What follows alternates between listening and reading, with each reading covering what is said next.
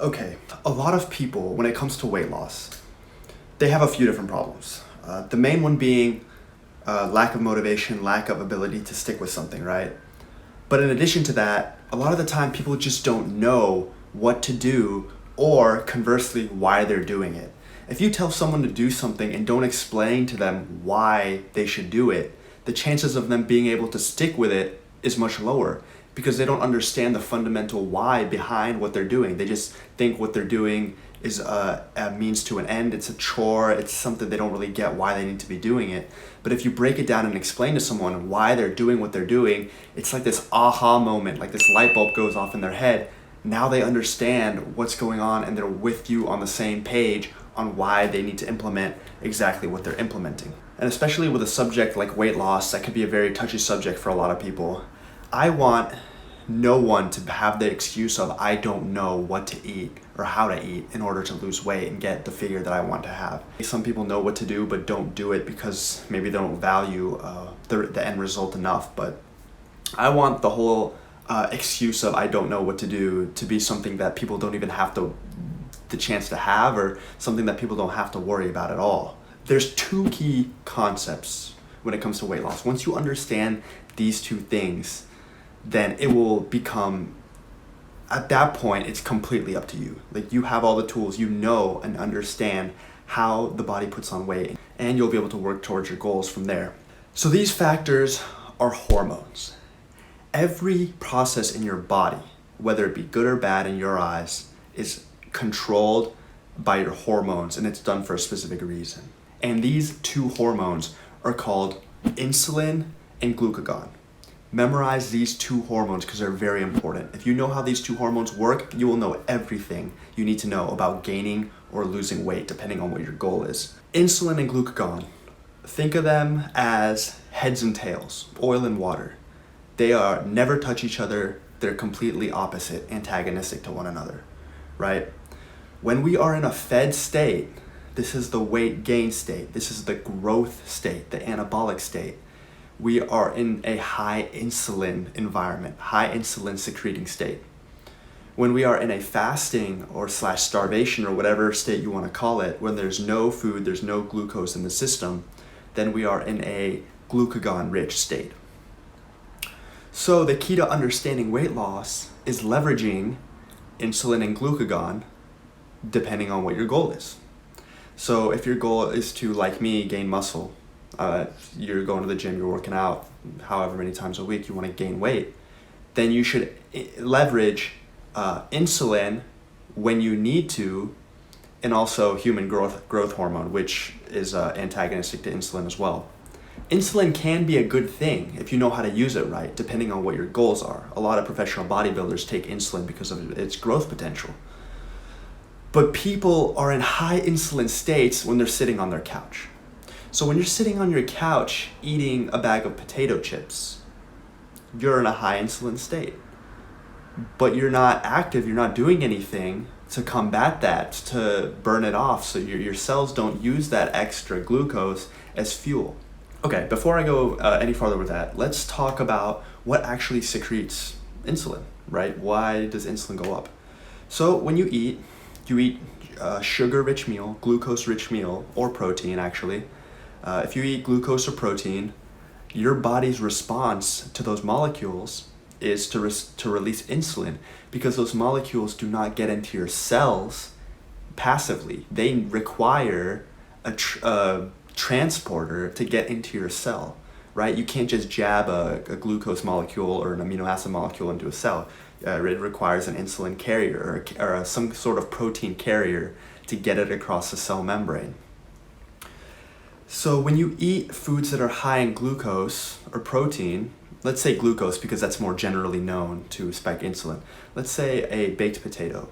It's almost all sugar. It's almost all glucose, right? And it digests very rapidly. So that's going to spike your blood sugar. And that spike in blood sugar is met with a proportional amount of insulin produced to shuttle that sugar into your cell. Because if that sugar is in your bloodstream, it's toxic. You could die. Your blood might become too viscous and it'll cause all sorts of pH imbalances. It could kill you. And this is a problem with type 1 and type 2 diabetics. So this high blood sugar releases insulin. Insulin shuttles the sugar into your cell, and now you have normal blood sugar. But you having normal blood sugar comes with a cost. You consumed all that sugar, so where's it going to go? If you consume more sugar than your body can burn off actively, I mean, you best believe it's going to be stored as fat, because what else can it be stored as? Like, where else can it go?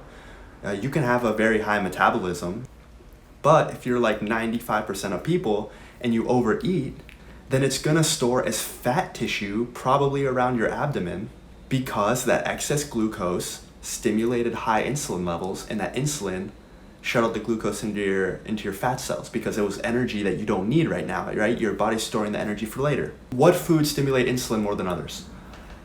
Rule of thumb, when you're trying to lose weight, you avoid anything that's white, unless it's like a yucca or jicama or some really fibrous vegetable root. But as a rule of thumb, if it's white, avoid it at all costs. White potatoes, white rice, white bread. These are the big three that spike your insulin and store your fat the easiest out of any starch. If you can avoid these three, then you'll be well on your way to achieving your weight goals. The reason these three spike your blood sugar so much is because they have very high glucose content, very low fat content, and very little fiber content. And that's a disaster for blood sugar. So as an example, I have here lentils and rice, okay? So these two have very, very different rates in which they break down into sugar and enter your bloodstream. This has a glycemic index of about 30. The glycemic index scale is out of 100, 100 being the fastest rate at which the glucose breaks down, it gets digested and enters your bloodstream. 30 is relatively low, it's on the lower end of that. White rice is about 80 or 90, right? It's very, very fast. And the standard of 100 is usually compared to white bread, which is virtually the fastest digesting source of glucose.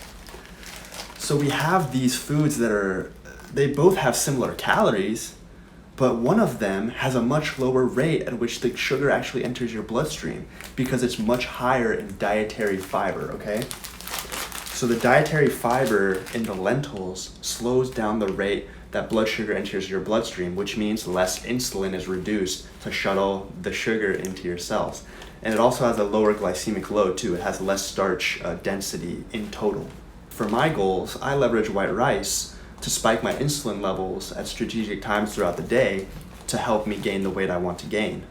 For you or for anyone else that's trying to lose weight, you want to leverage the low glycemic foods to keep your insulin low so that you lose weight. If you eat foods that are high insulin stimulating, you are going to gain weight.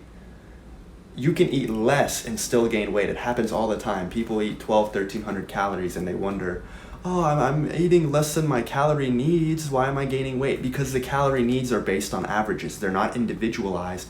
They're not meant for your specific body, right? There's no calculator on earth that can calculate how much granules of white rice you can eat and lose weight if you're overweight because your metabolism differs. It's just a generalized number based on the population of how your body should be working, not how your body is working, right?